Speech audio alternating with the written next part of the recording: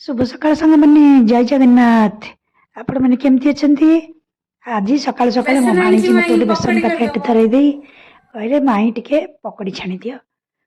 आज तो तांकर वीकेंड छुट्टी ସେଥିପାଇଁ ପକୋଡ଼ି କରିବା ପାଇଁ ମୁଁ ମୋର ଫ୍ରିଜରୁ ବାହାର କଲି ଗୋଟେ କୋବି, ଗୋଟେ ଗାଜର, ଆଉ କଖାରୁ, ପିଆଜ, ଆଳୁ, ତା ସାଙ୍ଗରେ କିଛି ଆମ୍ବ କଷିଆ ଅଦା ଆଉ ସାଧା ଅଦା, ଆଉ କିଛି ଭୃସଙ୍ଗ ପତ୍ର, ଆଉ କିଛି ଧନିଆ ପତ୍ର, ଆଉ କିଛି କଞ୍ଚା ଲଙ୍କା ମଧ୍ୟ।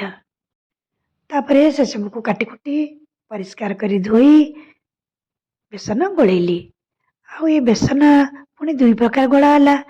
ଗୋଟେ ଗୋଳା ହେଲା ମୋ ସାନ ଝିଅ, ସିଏ ଖାଏନି ଧନିଆ ପତ୍ର, ତେଣୁ ତା ପାଇଁ ପ୍ରଥମେ ବିନା ଧନିଆ ପତ୍ରରେ ଭୃସଙ୍ଗ ପତ୍ର ପକେଇ ପକୋଡ଼ି କଲି। ଆଉ ତାପରେ ଆମେ ଦି ଜଣ ଖାଇବା ପାଇଁ ଧନିଆ ପତ୍ର ପକେଇ ପକୋଡ଼ି କଲି। ତାପରେ ଆମେ ତିନି ଜଣ ମିଶି ଡାଇନିଂ ଟେବୁଲରେ ବସି ପକୋଡ଼ି ଆଉ ଚା ମିଶି ଖାଇଲୁ। ଆଉ ଆପଣମାନଙ୍କର ଆଜି ସକାଳ କେମିତି କଟିଛି? ଆଉ ଯଦି ମୋର ଏଇ ଭିଡ଼ିଓଟି ଭଲ ଲାଗୁଥାଏ ତେବେ ସାଙ୍ଗମାନେ ଲାଇକ୍ କରିବେ, ନୂଆ ହେଇଥିଲେ ସବସ୍କ୍ରାଇବ୍ କରିବେ। ରହିଲି, ଜୟ ଜଗନ୍ନାଥ।